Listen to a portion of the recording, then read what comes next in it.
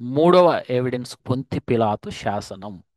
పొంతి పిలాతు ఎవరంటే యేసుక్రీస్తును శిలువ మరణానికి ఆదేశించిన వ్యక్తి. చూడండి, పొంతియా పిలాతు కొత్త నిబంధనలో యేసు శిలువ మరణమును ఆదేశించిన రోమన్ గవర్నర్గా పేర్కొనబడ్డాడు. మత్తయి సువార్త 27 అధ్యాయంలో, లూకా సువార్త 23 అధ్యాయంలో ఈ వ్యక్తి మనకు కనపడతాడు. రోమన్ గవర్నర్ పొంతి పిలాతు. ఇది బైబిల్లో రాయబడింది కాబట్టి మనం నమ్ముతాం. కానీ మరి దీనికి ప్రూఫ్ ఏంటిది అంటే 1961లో కైసరియా మ్యారిటిమాలో కనుగొనబడిన ఒక చున్నీ శాసనం అంటే ఆ కాలంలో ప్రజల గురించి కానీ వ్యక్తుల గురించి కానీ ఒక రాతి మీద కానీ లేకపోతే ఒక పుస్తకం మీద రాసిన ఒక శాసనాన్ని ఏమంటారంటే చున్నీ శాసనం అంటారు. ఆ శాసనం పొంతియా పిలాతు జూడియా ప్రిఫెక్ట్ అని పేర్కొంటూ అతని చారిత్రక ఉనికిని ధృవీకరిస్తుంది.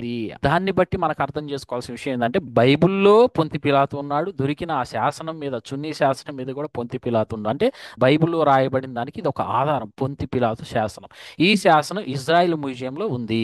ఇజ్రాయెల్లో మ్యూజియాలు ఉన్నాయి కదా, వాటిలో ఒక మ్యూజియంలో ఉంది. మరి క్రీస్తు శకం 26-36 మధ్య పిలాతు పాలనను సూచిస్తుంది. ఆ శాసనం మీద క్రీస్తు శకం 26-36 మధ్య కాలంలో పిలాతు పరిపాలించాడని సూచిస్తుంది. యేసు ప్రభువు కూడా అదే కాలంలో చంపబడ్డాడని మనకు బైబిల్ ఆధారం ఉంది. యేసుక్రీస్తు ప్రభును చంపించడానికి ఆదేశించిన వ్యక్తి ఎవరు? పిలాతు అని మనకు బైబిల్లో ఉంది.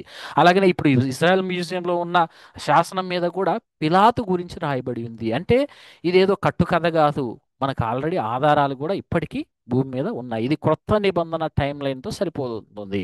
క్రొత్త నిబంధన కాలాన్ని అలాగనే ఇప్పుడు దొరికిన ఈ శాసనం మీద రాయబడిన కాలము ఒకే కాలంగా సరిపోతుంది. కాబట్టి ప్రూఫ్ కూడా కరెక్ట్గా మ్యాచ్ అయింది. ఈ ఆధారం క్రొత్త నిబంధనలోని రోమన్ అధికారుల ఉనికిని బలపరుతుంది. ఓకే, దీన్ని ఒకసారి లింక్ ఓపెన్ చేసి చూద్దాం. దాంట్లో కూడా మరికొన్ని విషయాలు ఉంటాయి. చూడండి, పైలెట్ స్టోన్ ఇదే శాసనం. ఒకసారి మీరు చూడండి.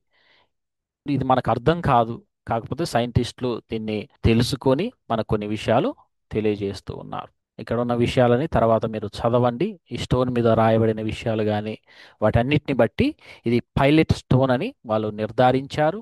నిర్ధారించడమే కాదు, మరి దాన్ని మ్యూజియంలో కూడా పెట్టారు. ఓకే, కాబట్టి ఈ శాసనం మనకేం తెలియజేస్తుందంటే రాయబడిన విషయం కట్టుకథ కాదు, బైబిల్ అనేది అబద్ధం కాదు. ఇప్పటికీ మ్యూజియంలో దీనికి సంబంధించిన శిలా శాసనాలు ఉన్నవి.